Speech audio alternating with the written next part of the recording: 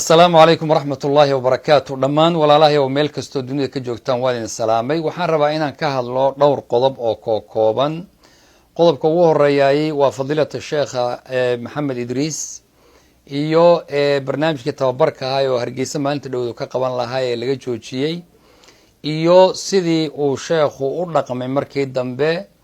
iyo barnaamijkii uu soo galay iyo live-kii uu kaga waramay iyo sida dadku qaar ay filayeen ama ay barteen iyo sida ay runtii culimadu uga duwan tahay ridu ficligoodu sheekhu ilaahay ha barakeeyo waa qof runtii daaci ah waa qof khibrad badan xambaarsan waa qof aqoon diimeed leh sida uu dhaqmay iyo sida uu hadlay baana tusinaysa wadanka Soomaaliya iyo Soomaali meel ay joogto oo dhanna waa dadkiisii wuuna jecel yahay sidoo isaguba sheegay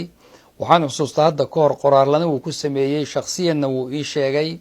200 oo markaz ama center waxa loo yaqaano ayuu Sheekh Maxamed wax ka dhisay Soomaalidu meel ay joogta oo san tagina ma garan karo idinkuna waad ogtihiin taqriiban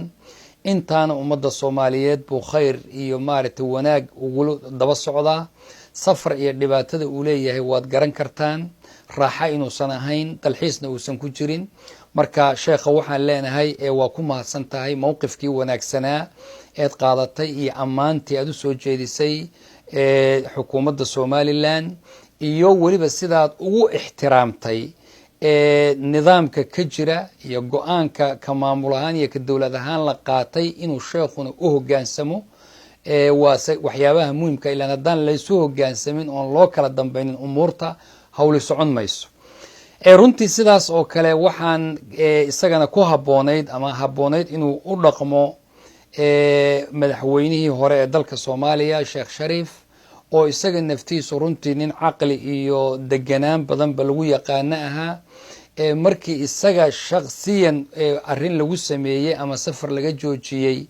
inuu xanaaq muujiyo waxa ka haboonaan lahayd baan isleeyahay ummad badan oo Soomaaliyeed oo tagaysay gobolkaas ama Jubbaland u socotay ama kuwa ka imaan lahaa oo horeba laga joojiyay marka inuu dadkaas iyaga loo kaco oo loo xanaaqo ayaad moodaa inay nidaam ahaan ka haboon tahay waana sifadii iyo tilmaantii rasuulku lahaa sallallahu alayhi wa alihi wasallam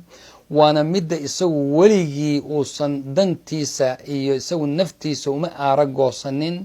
kamana uusan naftiisa u xanaaqin wax lagu sameeyo laakiin dadka kale iyo xurumaadka ee markii la qaradiyo iyo taasoo u xanaaqi jiray sifadii rasuulka hadda dad culimaana waa la yahay Sheekh Shariif nin sheekh ah runtii aqoon diimeedna la weeye marka taasna waa midda aan jeclaan lahaa runtii inuu sidaas u dhaqmo khayr Allah siiyo waxa kale oo rabaa inaan u soo laabto xukuumadda Somaliland oo runtii aan tawsiyaad madaxweynaha Somaliland u soo jeediyo Muuse Biixi Cabdi oo aan iraahdo runtii waxa haboon culimadu male madaxweyne gobol gaar male magaalo gaarana male Soomaalida ayaa u amaartay meel ay joogaanba dadkoodii u ah dalkoodii u ah runtii waxaan aad u jeclaystay adna jeclaan lahaa sifada ay qaateen ama ay mareen madaxweynayaal kale inaad qudhaadu marto sida Ismaaciil Cumar Geelle oon ogahay inuu Sheekh Maxamed Idriis ku tagay Djibouti muxaadaraad ilaa 10 bari ka socday ama 7 ka socday kuna soo gabagabeeyay kulan uu sheekha la yeeshay madaxweyne Geellena uu runtii u wacay kadibna uu maaragtay tawsiyaad iyo dardaaran uu ka dalbay wixii aragtidiisa ah inuu u dardaarmo isagoo mucazzaz oo mukarram oo sharaf lana oo sida ku soo dira uu kaga soo baxay wadanka Djibouti waxa kale oo ogahay madaxweyne Maxamed Cabdullaahi Farmaajo inuu isaguna u yeeray Sheekh Maxamed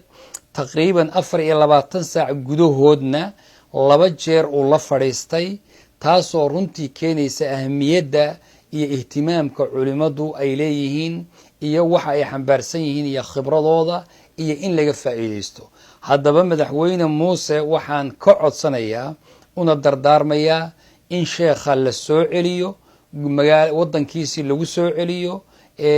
ummadda culimada hadee u duceebaa la oran jiray culimada lagama xanaajiyo oo lama diro marka in sheekha la soo celiyo dadkiisii lagu soo dhex celiyo la karaameeyo isagoo mucazaz oo musharafa aan aragnay beri isagoo la fadhiya madaxweynaha ee Somaliland Muuse Biixi Cabdina waan ka codsan lahayn insha Allah tacaala culimadu waad ogtihiin oo sidoodaba inayna gobol lahayn iyo wadan gaar ah waxaad ku ogtiin waagii hore xitaa culimadu way iska safri jireen xer bay ahaan jireen magaalay tagi jireen gabadh baa looga guurin jiray xoolaha loo goyn jiray halkaas ku dhali jireen ka awow intaas aragteen sheekh waliba gobolka uu joogo uma dhalanin hadii laga wado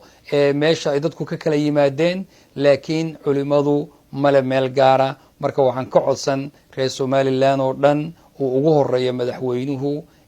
sharafta badan in insha Allah tacaala sheekha si sharaf leh lagu soo celiyo lagana farxiyo insha Allah tacaala wadankiisii waligiiba imaan jiray oo jeclaa qoraalada badan uu ka sameyn jirayna lagu soo celiyo aad baad u mahadsantihiin wajazaakumullahu khayr wa barakallahu fiikum wassalamu alaykum wa rahmatullahi wa barakatuh